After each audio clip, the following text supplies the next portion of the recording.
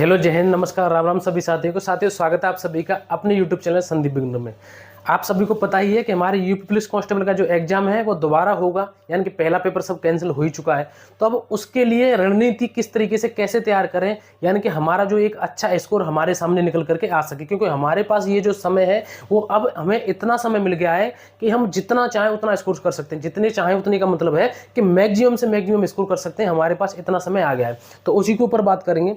तो देखिए, सबसे पहले मैं आपको बताऊं, आपको क्या करना है कि आपको एक काम करना है, दोबारा से अपने सिलेबस को एक नए तरीके से देखिए। हालांकि आपको सारी चीजें पहले से पता होगी और आपको बहुत अच्छी तरीके से तैयारी कर रहे हो सकता है आपका स्कोर भी पहले अच्छा रहा हो। आपको अगर सिलेबस पता है फिर भी एक बार एक नजर डाल लीजिए, ठीक है। उससे क्या है कि माइंड में चीजें रिफ्रेश हो जाती हैं। और फिर आपको क्या करना है, हो सके अगर आप पहले से तैयारी कर रहे थे तो आप अपना एक प्रैक्टिस सेट लगा लीजिए। आप अपना एक प्रैक्टिस सेट लगा लीजिए, या आपने जो पेपर दिया हुआ यूपी पुलिस कांस्टेबल का जो आया था, जो ओरिजिनल वाला जो पेपर था 17 फरवरी 18 फरवरी का, उसमें आपको अंदाजा लग गया होगा। नहीं तो आप एक प्रैक्टिस सेट और लगा लीजिए और उसमें अपनी कुछ कमी देखिए कि ऐसी कौन सी सब्जेक्ट हैं जिसमें मेरा स्कोर सबसे कम आ रहा है, ठीक है, और उसको पूरा करने में लग जाइए। दूसरी बात, जो सब्जेक्ट आपकी पहले से अच्छी हैं उनका भी आप रिवीजन करते रहिए। और एक चीज़ आपको मैं बताऊं कि चीज़ें कैसे क्लियर होती हैं, हम चीज़ें पढ़ते चलते हैं और उसके बाद फिर रिवीजन करते चलते हैं। जैसे एक एक सब्जेक्ट में आपको बताऊं, पहले हम नंबर लेते हैं मैथ का। देखिए, मैथ में आपको बताऊं मैं, बहुत सारे ऐसे भाई बहन हैं जिनको मैथ से डर लगता है। ज़्यादातर कुछ ऐसी बहनें हैं जो कमेंट करती हैं उनको मैथ से डर लगता है। तो देखिए, मैं आपको बताऊं, ऐसा कुछ भी नहीं है। आप सिंपली क्या करना है, आपको कैलकुलेशन अपनी ठीक करनी है। कैलकुलेशन कैसे ठीक करनी है, जैसे जोड़, घटा, गुणा, भाग। हो सकता है आपको छोटी चीज़ें लग रही हो, लेकिन ये भी बहुत बड़ी चीज़ है, क्योंकि जो पुलिस का जो कांस्टेबल का पेपर होता है वो ज़्यादा इतना लेंथी है, ज़्यादा इतना कैलकुलेटिव नहीं आता। वो थोड़ी बहुत कैलकुलेशन आती है और 18 से 19 प्रश्न आते हैं। आप क्या करना है, जोड़, घटाव, गुणा, भाग, ये चीज़ क्लियर कर लेनी है।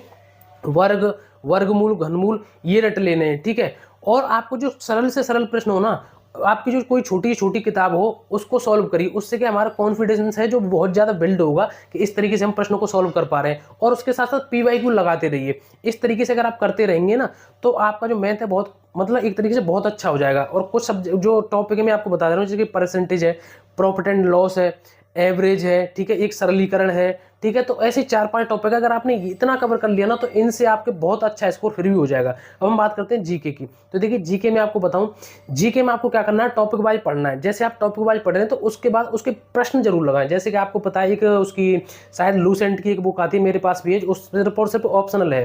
जैसे आपने कोई भी टॉपिक पढ़ा, ठीक है, जैसे आपने प्रधानमंत्री पढ़ा, संसद पढ़ा, राष्ट्रपति पढ़ा, या भूकंप पढ़ा, या पर्यावरण पढ़ा, तो उसके बाद सभी टॉपिक के उसमें प्रश्न मिल जाएंगे। उसमें टोटल यानी कि जो ऑप्शनली उसमें प्रश्न है तो उनको लगाइए। आपके पास कोई दूसरी बुक है तो उससे लगा लीजिए। तो इस तरीके से जीएस की पढ़े। अगर आपको कोई चीज़ फिर भी याद नहीं हो रही है तो उसको लिख लिख करके बार बार याद करें। रही बात हिंदी की, तो देखिए, हिंदी की तो मैं आपसे पहले भी कहता था अब भी कह रहा हूं कि हिंदी एक ऐसी सब्जेक्ट है, अगर आपने इसमें 1-1.5 महीना भी लगा दिया ना, तो 1-1.5 महीने में भी ये कंप्लीट हो जाएगी आपकी। ये आपकी पहले से कंप्लीट होगी, क्योंकि इतना टाइम तो फिर भी हिंदी के लिए लगभग मिल गया था पहले। और अगर आप अब भी करेंगे तो भी आपकी बहुत ज़्यादा स्कोर हो जाएगा आपका हिंदी में। हिंदी ज़्यादा बड़ी मतलब सब्जेक्ट इतनी है नहीं, उसके जितना हो सके बस रिविजन करते रहें उसका, ठीक है। रही बात रीजनिंग की, तो देखो, रीजनिंग को आपको बहुत ज़्यादा अच्छे तरीके से सॉल्व करना पड़ेगा। रीजनिंग और हिंदी दो ऐसी सब्जेक्ट हैं जो मैं आपसे पहले ही बताते आ रहा था, सभी आपसे बताते आ रहे होंगे कि ये जो दो ऐसी सब्जेक्ट हैं कि इसमें अगर आपने कर लिया ना, तो आप ये मान करके चलिए आपका जो स्कोर है बहुत ज़्यादा हो जाएगा। रीजनिंग में ही अकेले 56 प्रश्न आते हैं, क्योंकि जो मैथ के बचते हैं बाकी 19 प्रश्न, वो भी इसी में ऐड हो जाते हैं, ठीक है। क्योंकि जो मैथ के 19 प्रश्न बचते हैं, 19 के अलावा उसमें मैथ में, तो उसका जो लेवल रहता है बिल्कुल रीजनिंग की तरह ही रहता है, ठीक है। तो आप इस तरीके से रीजनिंग और हिंदी तो अपनी इस तरीके से अच्छी कर लें। और देखिए, रीजनिंग और हिंदी ही नहीं, आपके पास इतना समय है इस टाइम पे कि आप अपने मैथ और जीके को भी बहुत अच्छे तरीके से कर सकते हैं। आपको पता है जीके का हमारा बहुत ज़्यादा बड़ा सिलेबस रहता है। कुछ भाई बहनों को पहले इतना मौका नहीं मिला था, लेकिन इस टाइम पर आप जीके को भी बहुत अच्छी तरीके से कर सकते हैं। और एक बात, सबसे बड़ी अच्छी बात बता रहा हूँ मैं आपको, सबसे बड़ा फॉर्मूला यही है, जो चीज़ आपको याद नहीं हो रही है उसको आप लिख लिख करके याद करिए, जितना हो सके उसको रिवीजन करिए, जितना हो सके उसको रिवीजन करिए, ठीक है। कहीं भी आप पढ़ने जा रहे हैं, कोचिंग में या ट्रेन में या बस में, तो उन चीज़ों को थोड़ा सा बीच में रिकॉल कर लीजिए, याद कर लीजिए। घर पर पढ़ रहे हैं तो बैठे बैठे उन चीज़ों को दोबारा कर लीजिए। तो अगर आप इस तरीके से करेंगे तो आपका जो स्कोर है वो गारंटी से बढ़ेगा। लेकिन आप इस तरीके से अगर करेंगे तो ही बढ़ेगा, ऐसा नहीं कि सिर्फ फॉर्मेलिटी करके सब्जेक्ट को खत्म कर रहे हैं, ऐसा नहीं हो सकता।